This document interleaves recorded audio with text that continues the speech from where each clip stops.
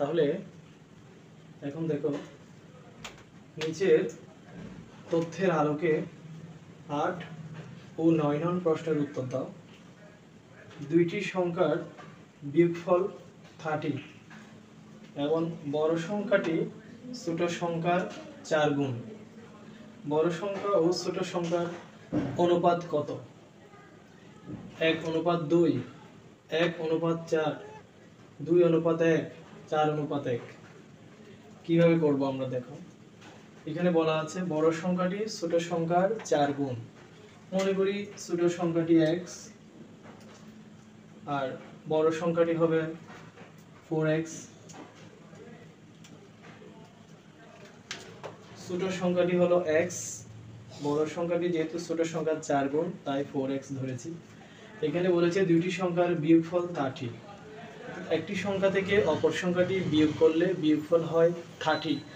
এখন আসো বিয়োগ অঙ্কের মধ্যে কোনটা আগে লিখতে হয়? বড় সংখ্যাটি আগে লিখতে হয়। বড় সংখ্যাটি কি করতে হয়?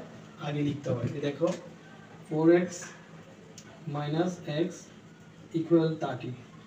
এটি হলো সমীকরণ। এই বড় সংখ্যাটি, এটি হলো ছোট সংখ্যা, বিয়োগ করলে 30। 4x থেকে যদি x বিয়োগ করি আর থাকবে 3x। 3x এর মান হলো 30 আর x এর মান কত হবে? 30 কে 3 দিয়ে ভাগ করলে 10, অর্থাৎ ছোট সংখ্যাটি হলো 10। এখন আসো এখানে বলা হয়েছে বড় সংখ্যা ও ছোট সংখ্যার অনুপাত কত? আমরা পেয়েছি ছোট সংখ্যাটি 10। ক্লিয়ার? ছোট সংখ্যাটি আমরা 10 পেয়েছি 10। এই ছোট সংখ্যা যদি 10 হয় তাহলে বড় সংখ্যা হবে 10 এর সাথে 4 গুণ করলে কত? 40। এটা হলো ছোট সংখ্যা, এটা বড় সংখ্যা। অর্থাৎ 40 থেকে 10 মাইনাস করলে আসবে 30। এখন বড় সংখ্যা ও ছোট সংখ্যার অনুপাত বলেছে। দেখো এই বড় সংখ্যা লিখলাম, অনুপাতে চিহ্ন দিলাম, ছোট সংখ্যা লিখলাম। পূর্ব রাশি উত্তর রাশি উভয় রাশি একই সংখ্যা দিয়ে ভাগ করব। এটাকে যদি ভাগ করি এটাকে আমরা এভাবে লিখতে পারি। এখানেও করে দিই, এটাকে যদি 10 দিয়ে ভাগ করি 4, এটাকে 10 দিয়ে ভাগ করলে 1, 4:1। অর্থাৎ এটার উত্তর হবে ঘ, 4:1। আর যদি আমি এইভাবে লিখি, দেখো এই বড় সংখ্যা অনুপাত ছোট সংখ্যা, বড় সংখ্যা পূর্ব রাশি উপরে লিখলাম, এভাবে ভাগ করলাম 10 একবার, এদিকে 4 বার। তাহলে থাকে উপরেটা আগে লিখবো, পূর্ব রাশি আগে লিখবো আর নিচেরটা পরে লিখবো 4:1। এভাবে বের করতে পারো তোমরা। এখন আসো ছোট সংখ্যাটি কত? আমরা বের করেছি ছোট সংখ্যাটি হলো 10। ক্লিয়ার? এরপর দেখো 10 নম্বর।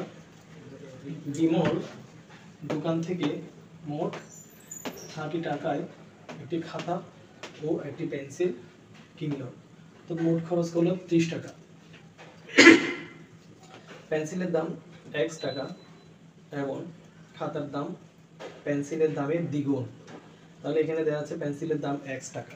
পেন্সিলের দাম যদি x টাকা হয়, খাতার দাম হলো পেন্সিলের দামের দ্বিগুণ, মানে twice x। অর্থাৎ দেখো পেন্সিলের দাম যদি x হয় প্লাস এই খাতার দাম হবে twice x, দ্বিগুণ বলেছে সেজন্য। তখন দুইটাই মিলে হলো 30, এই উভয় মিলে হলো কত? 30।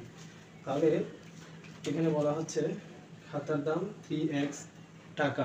এটা ভুল, কারণ খাতার দাম হলো, খাতার দাম পেন্সিলের দামের দ্বিগুণ, দ্বিগুণ হলে twice x।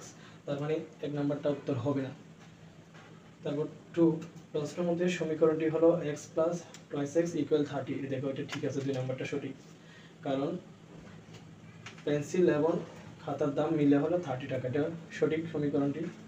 এরপরে দেখো খাতার দাম 20 টাকা হলে পেন্সিলের দাম 10 টাকা, সেটাও সঠিক, কারণ পেন্সিলের দাম যদি 10 হয় খাতার দাম হবে তার দ্বিগুণ। 10 কে 2 দিয়ে গুণ করলে 20। তাহলে এটার উত্তর হবে 2, 3 গ। অর্থাৎ প্রশ্ন মতে সমীকরণটি হবে x + twice x = 30, এটাও সঠিক। খাতার দাম 20 টাকা হলে পেন্সিলের দাম হবে 10 টাকা, ওটাও সঠিক। আশা করছি তোমরা বুঝতে পেরেছো।